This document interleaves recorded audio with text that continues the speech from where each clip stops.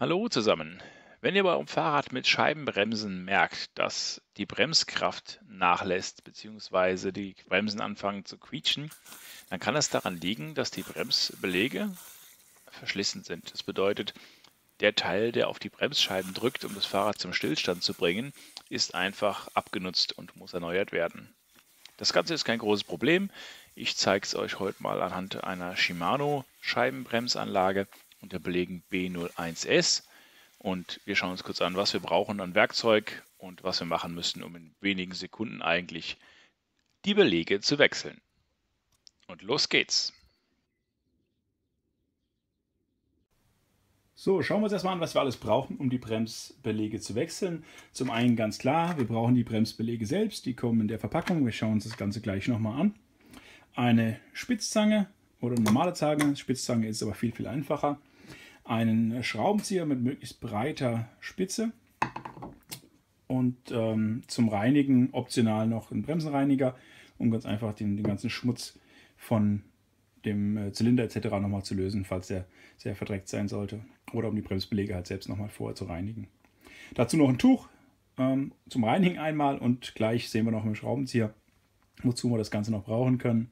Und das ist eigentlich das Material, was ihr braucht, um innerhalb von wenigen Sekunden diese Belege zu wechseln. Ganz kurz zu den Belegen, das sind hier diese B01S von Shimano. Die kommen in der Verpackung. Ich mache es gerade mal auf, damit ihr seht, was alles drin ist. Also zum einen haben wir hier natürlich die Belege selbst, das seht ihr hier, die zwei, schauen wir uns gleich an. Eine Klammer, damit die Belege auseinandergehalten werden, plus den Splint und die Bremsbeläge zu sichern. Und mit den wenigen Sachen kommen wir jetzt wie gesagt in ein paar Sekunden klar und wechseln mal unsere Bremsbeläge an unserer Scheibenbremse. Bis gleich. So, dann wollen wir mal loslegen.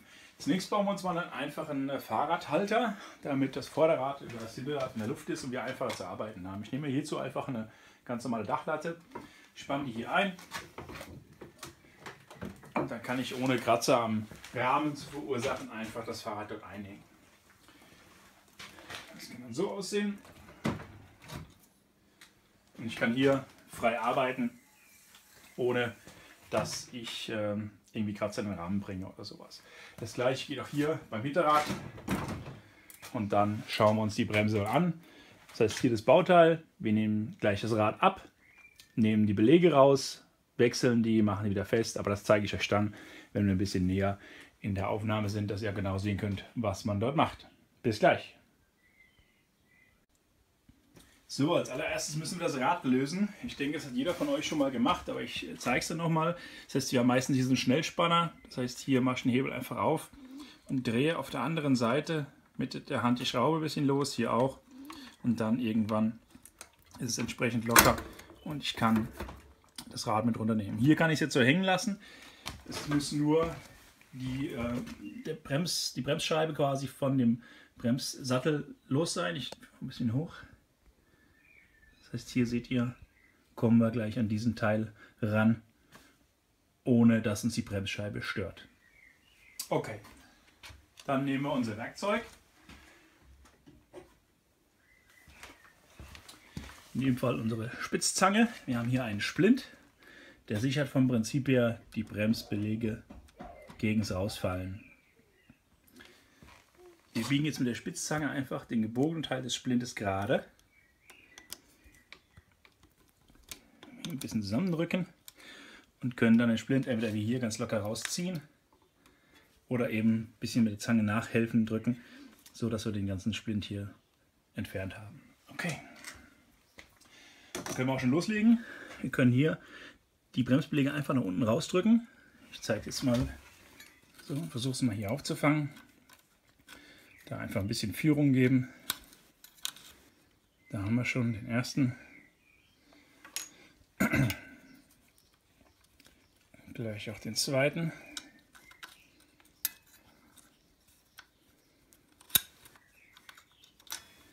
Inklusive der Feder. Okay, hier ist dann die Feder, die brauchen wir gleich, erkläre ich auch gleich wozu. Und hier den zweiten Bremsbelag. So, jetzt können wir vergleichen. Ich habe jetzt mal die alten abgefahrenen Bremsbeläge hier, so dass man sehen kann, wie der Unterschied ist.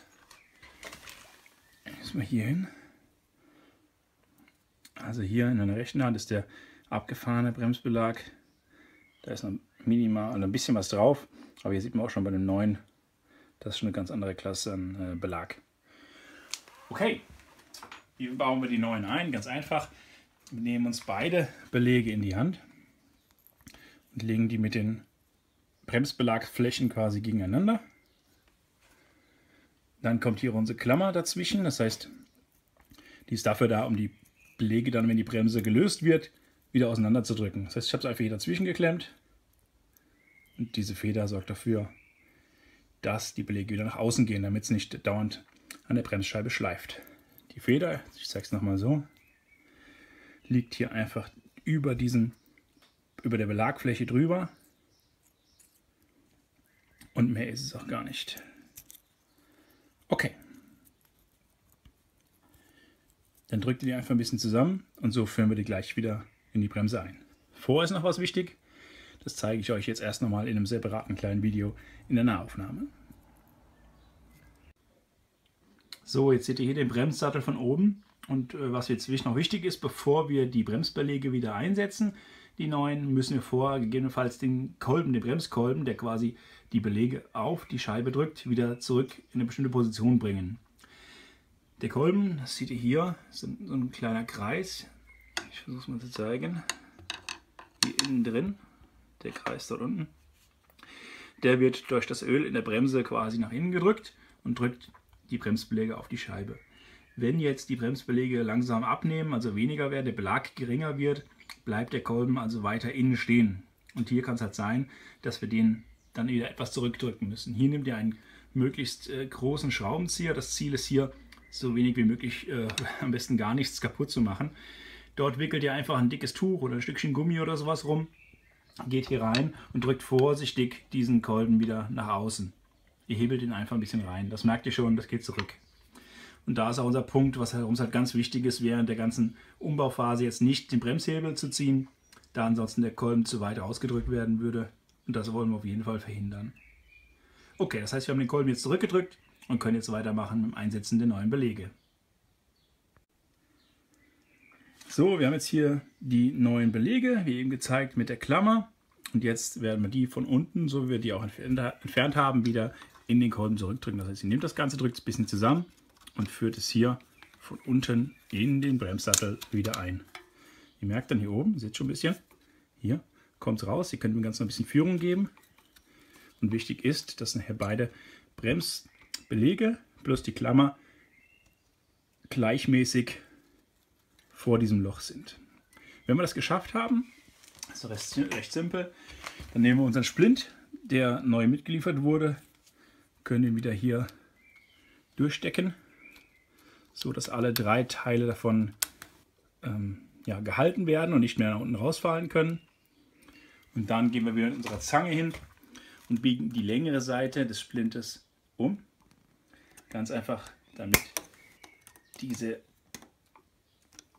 Belege nicht mehr rausfallen können. Sprich, der Splint sitzt jetzt hier fest und kann nicht mehr zurück. Dann müssen wir vom Prinzip her nur noch das Rad einhängen. Das geht genauso, wie wir es eben gesehen haben. Ich zeige es euch jetzt nochmal und dann sind wir auch schon fertig. So, zum Einhängen des Rades wieder das Rad hochheben, dass hier die Schraube wieder in die Führung kommt. Dreht es ein bisschen an. Das heißt, auf der anderen Seite habt ihr die Möglichkeit zu drehen. Ich habe das für den Vorteil, dass ein kleines Raster drin ist. Ihr macht hier den Bügel auf, dreht hinten einigermaßen bei und drückt den Bügel dann rüber. Ihr merkt schon, das gibt einen Widerstand und so, dass der Bügel mit vernünftigem Druck auch wieder beigedrückt werden kann und damit ist das Rad auch schon fertig drin. Und das war es auch schon. Die Bremse funktioniert und ihr habt wieder das Quietschen entweder weg, beziehungsweise die volle Bremskraft und braucht keine Angst zu haben, wenn ihr unterwegs seid, auch mal im schwierigen Gelände oder hohen Geschwindigkeiten. Hier seht ihr jetzt nochmal den Bremssattel von oben, inklusive der Belege, die dann außen an der Scheibe sind. Und wenn ich jetzt hier den Bremshebel betätige, seht ihr, die gehen halt ganz leicht zusammen. Und wenn ihr hier oben reinschaut, dafür ist extra das Loch da, kann man immer auch nochmal prüfen, wie stark die Belege verschlissen sind, damit ihr wisst, wann ihr sie wechseln müsst. Ja, vielen Dank fürs Zuschauen. Wenn euch das Video gefallen hat, lasst mir einen Daumen oder einen positiven Kommentar da. Abonniert meinen Kanal und wir sehen uns beim nächsten Mal.